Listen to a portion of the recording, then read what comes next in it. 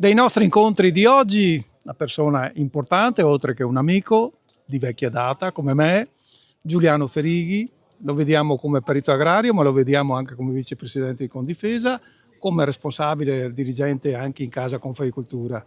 Giuliano, benvenuto in questo incontro importante in campo. Grazie.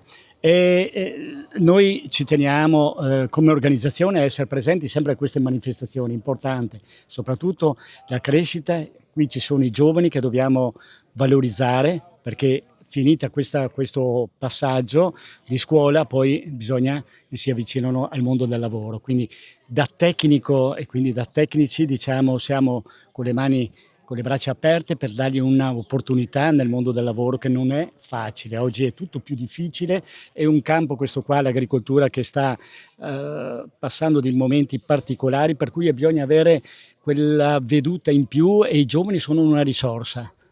Noi siamo una risorsa che abbiamo qualche anno in più, e quindi dobbiamo dargli questo insegnamento e proporli proprio per il mondo del lavoro. Come Confagricoltura noi crediamo, perché siamo nel settore agricolo da più di 100 anni, per cui crediamo l'importanza di fare queste manifestazioni che si stanno pian pianino perdendo, perché ci sono dei costi che a volte sono insostenibili, ma bisogna continuare, perché l'innovazione, la tecnica e quant'altro è l'unica arma che abbiamo per proseguire e essere competitivi in un mercato difficilissimo oggi.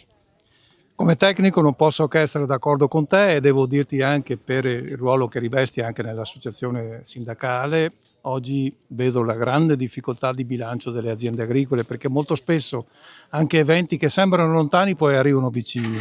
Quindi se manchiamo anche nella conoscenza tecnica per migliorare le condizioni produttive, allora ci affidiamo completamente alle situazioni altalenanti. Già il clima storicamente è sempre stato altalenante e ultimamente sta diventando sempre più preoccupante, un problema. Ma tutto questo comunque credo, e la tua figura è importante nei ruoli che hai, per assecondare e trovare quel minimo di redditività delle aziende agricole.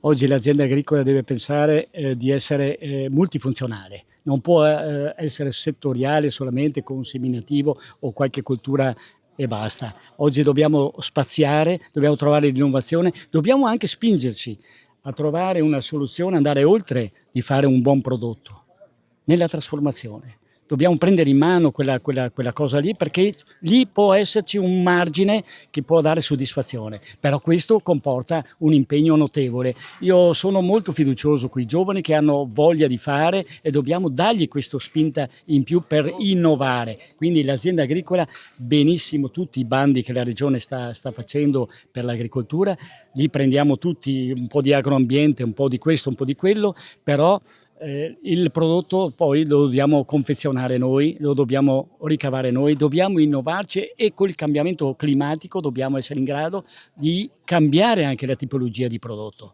Questo è fondamentale per il proseguo, altrimenti siamo perdenti.